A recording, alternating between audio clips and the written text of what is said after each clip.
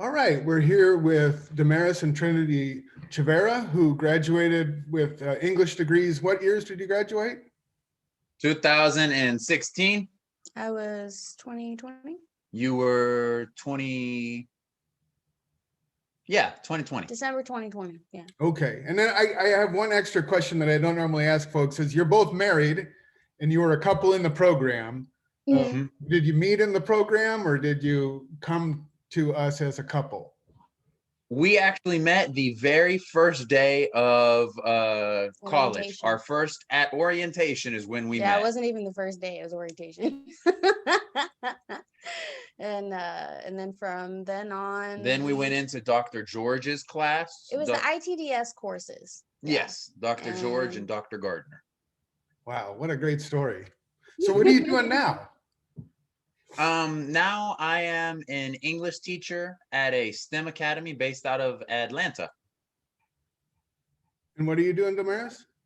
I'm actually currently trying to start my own business. I am trying to start up an art website as well as a proofreading website.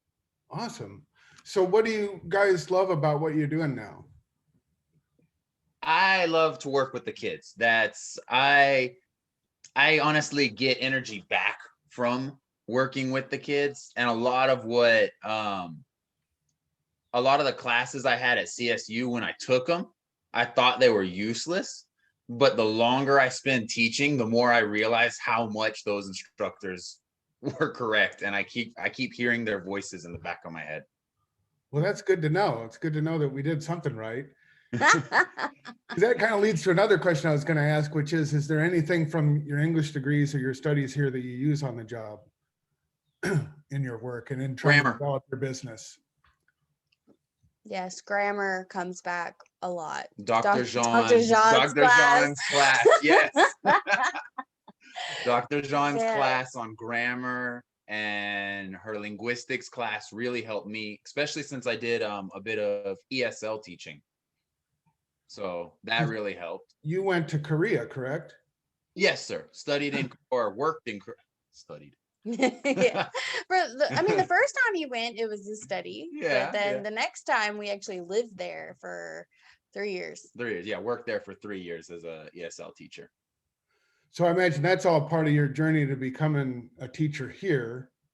And then I also want to hear about Damaris, your journey to deciding to start your own business and how you're approaching that. Yeah, it's just I kind of graduated right when the pandemic hit, or it was a couple months down the road. And so I've learned that it's actually kind of hard to find a job right now. A lot of people are trying to keep on to the staff that they have, or they're not really looking to it expanding. So I pretty much like the freedom of starting my own business. I can set my own hours. I can really work towards designing the website. So the course that Dr. Rendelman had, what was it? Web design. I think it was like the print and web design workshop. Yeah, they combined them. That's what it was. So a lot of the stuff that I try and draw in there, trying to have a high, what is it called? SEO, or basically where you try and generate a lot of content, and so you can get more of the social media aspect in there and constantly posting and trying to reach the correct audiences, setting up a website. Though I personally didn't use Dreamweaver, I used Weebly just because it was a lot easier to use. So I draw a lot of my inspiration and methodology from those classes. So yeah, I like the freedom of it, the hours, and it also puts me a lot out of my comfort zone. I'm used to very much just having the path just laid out for me. I mean, you go to high school, you go to college, and then boom, it's like you're supposed to land a job. Well, that doesn't necessarily really happen. And so but I've discovered that I work best when I'm out of my comfort zone. So I'm honestly just trying to make this work. So far it's slow and steady going, but I'm pretty hopeful, and I hope it'll kickstart soon. Yeah. I'm sure I have no doubt it's going to work out for you. You're a fantastic professional writing student. So the career field is made for you. And Trinity, how'd you get your job? Dr. Jean helped me get my first job in Korea. But when we came back to the States, I actually didn't find this job. It found me. I had just put my resume up on Indeed, trying to apply for a different job. And the director of the International STEM Academy reached out to me. So this one jumped out and grabbed me instead of me looking for it. What great luck.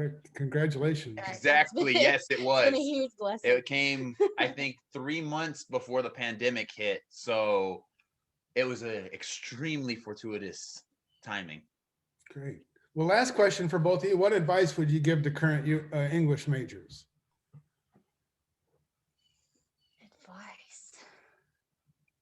Even if you're what's it called? Schedule, outline. What is it you go see the advisor about? Your course plan? Oh yeah, your degree program. Degree whatever. program doesn't require the grammar class. Go take it. Yes. Go take it. It will improve your writing and your ability to understand what you're writing. If possible, go take a class with Dr. George or Dr. Livingston if they're still there. Those were wonderful teachers they were the ones who most taught me how to analyze a work. That was Dr. George. And Dr. Livingston really pushed me to write more, not deeply, but with more thought. So that would be my advice. That's great advice. Anything to add, Damaris? I don't really have anything that great to follow up on. You said a lot of what I was going to say. For me personally, I guess I would suggest finding a practical way during your school years to apply your degree. Like I went to the Sabre, and so I felt like I was able to use what I was learning in I know it wasn't the quote unquote real working field, but it was. And he's like, yeah. Yes, it was. Yeah. You went more, they had competitions and everything. Yeah, You got money for it? You were published? That's true. I guess I can't. Okay, I won't downplay how amazing it was. And but I was able to use. Basically, I was just able to use what I was learning in school at the time and actually apply it to a work field and be able to explore different types of writing and become exposed to more things. And I feel like that exposure is just really important when you're growing as a student, because a lot of people don't know what they're doing when they're in college or what exactly what field they want to go to. So it allows, while you're in college, I mean, I really feel like you should try and test out the waters. And so I felt like the Sabre was a great outlet for me in that. So I guess I would suggest something along those lines. Great. And it was awesome having you. You wrote some of the best stories there. Your voice really came together. Well, thank you both very much for sharing your stories with us, and best of luck as you move forward. Thank you, sir. You be safe in these times. Yes, be safe, be careful. And yeah, it was nice seeing you, Professor Miller.